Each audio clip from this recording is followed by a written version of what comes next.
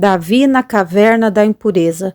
No vídeo de hoje, um texto escrito pelo pastor Enéas Tognini e publicado no jornal O Mensageiro da Paz em fevereiro de 1986. Um povo que não conhece a sua história está condenado a repeti-la. Se inscreva no canal, comenta, curta, compartilha e ative o sininho das notificações. Davi é o homem segundo o coração de Deus. Matou o gigante Golias, que desafiava arrogantemente os exércitos do Deus vivo. Matou depois centenas de filisteus para satisfazer o rei Saul, com cuja filha Mical desejava casar. Suportou anos a fio no deserto de Judá a perseguição atroz de seu sogro. Venceu nações, subjugou povos, tomou fortalezas, derribou reis, matou leões, apedrejou ursos que dizimavam os rebanhos de Jessé, seu pai.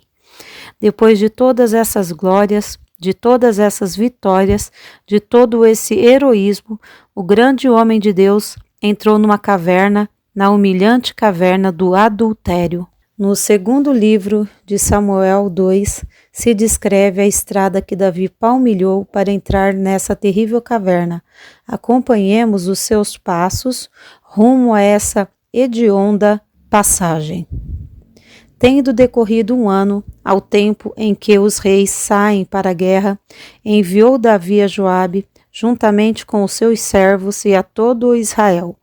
Davi, porém, ficou em Jerusalém. À tarde, levantou-se Davi de dormir a sesta e pôs-se a passear no eirado do palácio real. E do eirado viu tomando banho uma mulher que era em extremo formosa.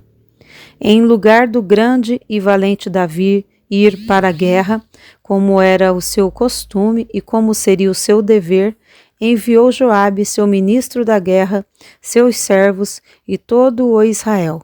Enviou para os campos de batalha. Quantas pessoas de responsabilidade hoje procuram fazer trabalhos não menos responsabilidade no reino de Deus, de maneira que Davi fez nessa ocasião, isto é, enviando outros em seu lugar.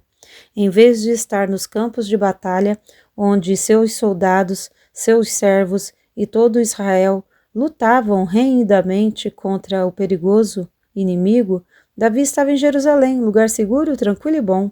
Há muitos Davis na atualidade que se deixam ficar na Jerusalém da facilidade, do conforto, da segurança material, em lugar de estar trabalhando com empenho e fervor, ombro a ombro com seu amado povo no campo de luta. Dormia sesta no palácio real.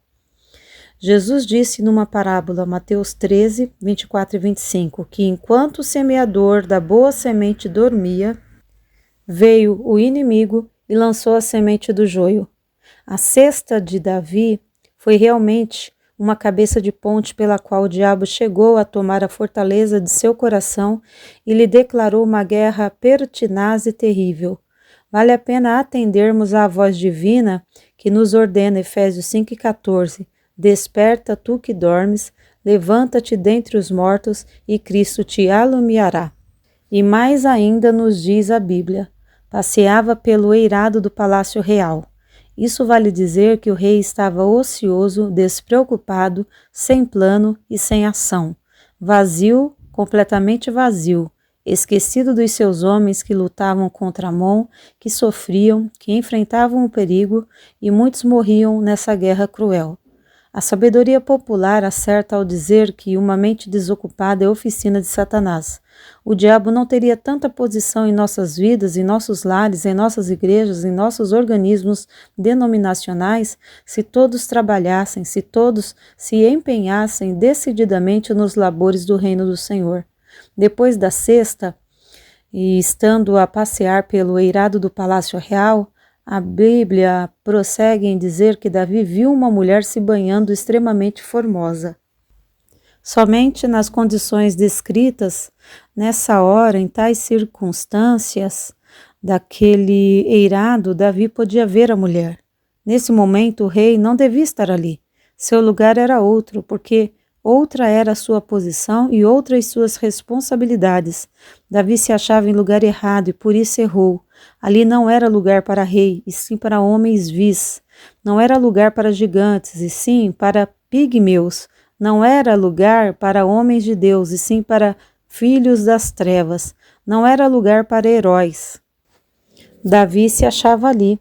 E não é verdade que existem hoje muitos filhos da luz, ocupando ainda que por alguns instantes o lugar dos filhos das trevas? Por alguns momentos, mas o suficiente para Satanás realizar sua obra nefasta. Viu Davi a formosa mulher. Tiago, em sua carta 1:14 e 15, diz: Mas cada um é tentado pela sua própria cobiça, quando esta o atrai e seduz. Então a cobiça, havendo concebido, dá à luz o pecado, e o pecado, sendo consumado, gera morte. Davi foi tentado pela sua própria cobiça. Viu em Batseba o que já estava no seu coração, olhos adúlteros, porque adúltero já era o seu coração. O apóstolo Paulo diz em Romanos 14:14 que nenhuma coisa em si mesma é impura, senão para aquele que a tem como tal. Davi viu na mulher exatamente daquilo que seu coração estava cheio, seu desejo se casou com sua vontade, e deste matrimônio infeliz nasceu-lhe um filho, que foi o pecado, o qual, uma vez consumado, trouxe a morte para o seu lar e para o seu reino. E Davi, premido por estas circunstâncias inesperadas, mas criadas por ele mesmo, entrou na caverna. A Bíblia diz que o rei mandou saber quem era a mulher que se banhava. Mandou então buscá-la. O texto em tela parece indicar que a mulher foi trazida à força. Era o rei contra um pequeno súdito. E prossegue a Bíblia. Chegada que foi Batseba, o rei se deitou com ela. Consumado o crime, consumado o adultério, consumada a vileza, consumada a hediondez, consumada a loucura. O rei caiu em terrível transgressão, caiu no opróbrio, no adultério. Pecou, pecado, negro pecado.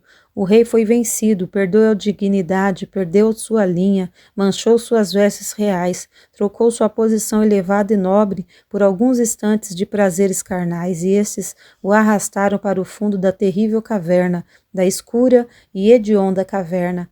Aquele fica em Jerusalém, aquela cesta e aquele passear pelo eirado do palácio real, aqueles poucos minutos de ociosidade, cobiça e consequente pecado trouxeram para o rei e para todo Israel anos de penosa luta e sofrimentos atrozes. Longe, porém, estava Davi de medir as consequências do seu momentâneo desvário. O Salmo 42:7 diz: Um abismo chama outro abismo. O abismo da transferência de responsabilidade levou-o para o da ociosidade, este para o lugar errado, qual seja o do eirado, e este o levou para o da cobiça, e o da cobiça para o adultério violento e cruel. E agora, as consequências? Batseba, uma simples mulher do povo, mandou dizer ao rei um dia: Estou grávida. Ali estavam as marcas deixadas pelo pecado. E a afirmação simples da mulher responsabiliza o rei por tudo o que acontecera. E como esconder seu crime? Como apagá-lo? De abismo em abismo, o rei Davi caminhou para o profundo da caverna. Ele procura ocultar dos homens o seu hediondo e vil pecado, mas não o encobre aos olhos de Deus. Traz Urias, o marido da vítima, dos campos de batalha a Jerusalém, com o propósito expresso de encobrir o adultério. Não conseguiu. Embebeda o pobre soldado com a mesma finalidade. Também não conseguiu. Intenta matar Urias e o trucida com a espada inimiga. Apodera-se de Batseba. Pensa estar tudo em paz, livre para continuar no odioso pecado.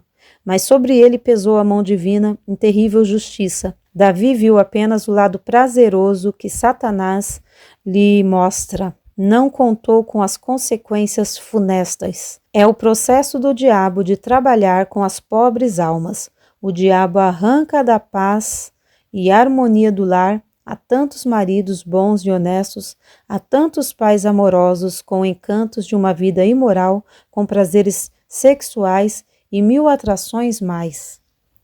E então o caminho está aberto para o crime, para o suicídio. Arranca a quantas esposas fiéis da companhia do marido, dos filhos, com enganos de mais dinheiro, melhores e mais ricas vestes, melhor conforto, e depois atira-as no charco da miséria e perdição. Arranca tantas mocinhas de risonho futuro no lar, na escola, na sociedade, com promessas de prazeres da carne, liberdade, condições melhores e uma série imensa de vantagens. Depois de desgraçá-las, humilhá-las, arrasta-as e ali vão ser a mãe de uma criança sem pai. E como começa essa tragédia?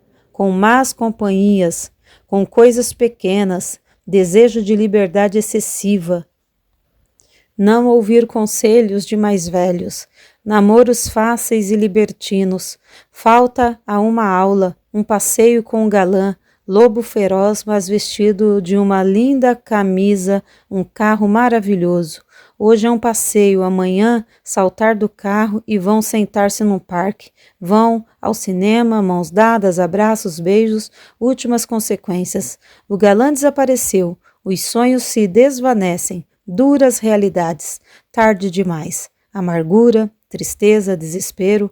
Ah, se Aida Curi pudesse se levantar dos mortos para prevenir as moças que andam à cata de tais experiências fora do matrimônio. Quanta desgraça Satanás lança na vida de tantas domésticas, principalmente as que vêm do interior, sem experiência de uma cidade corrupta como São Paulo e outras, seduzidas por homens que já habituaram a arte diabólica de arruinar a vida de moças incautas, vão as pobrezinhas para o matadouro da imoralidade. Satanás usa todos os processos do inferno para incentivar o sexo, e é por isso que vemos o sensualismo no traje das mulheres, muitas vezes indecorosos. Vemos o sensualismo satânicos em tantos olhos, sensualismo nas revistas, jornais e cartazes, e sensualismo no cinema, na rádio e TV, cujas apresentações, além de excitar a imoralidade, ensinam as práticas desse caminho de horror, sensualismo no falar, sensualismo no pensar, sensualismo em tudo. Porém, o que Satanás esconde são os resultados desse caminho de rebelião, de libidinosidade, de adultério, que é terminantemente condenado por Deus em toda a sua palavra. Satanás entorpece com sua pessoa infernal e a cada dia se multiplica o número de suas vítimas. A Bíblia condena em todas as suas páginas o pecado da impureza. O Senhor Jesus, Mateus 19:39, verberou: uma geração má e adúltera pede um sinal. Repetiu isso em Mateus 16:4 e em Marcos 8:38. O Divino Mestre exprobou: porque se alguém nesta geração adúltera e pecadora, o verbo adulterar se acha muitas vezes nos evangelhos, Mateus 4:27 e 28, Mateus 19:18, Marcos 10:19, de igual modo o adjetivo adultério, Mateus 5:32, Mateus 12:30, Marcos 8:38, e também o substantivo adultério, Mateus 15:19, Mateus 19:9. O rei Davi viveu atormentado dentro da caverna da impureza, na lama, nas trevas, na vergonha e confusão. Basta lermos o Salmo 32 para nos certificarmos dessa tremenda verdade. Valeu a pena viver os prazeres e paixões da carne? Oh, como lhe custou caro aqueles dias de ócio em Jerusalém, aquela cesta, aquele passear pelo eirado do palácio real, aquela olhadela na mulher que se banhava. Por isso a Bíblia diz: fugi da fornicação. E como o grande rei saiu dessa triste caverna, reconhecendo o seu pecado, enfrentando-o, arrependendo-se dele e confessando-o publicamente e refugiando-se na misericórdia divina, como lemos no Salmo 51. Não adianta encobrir nem tentar esconder o pecado, não adianta remediá-lo com panos quentes.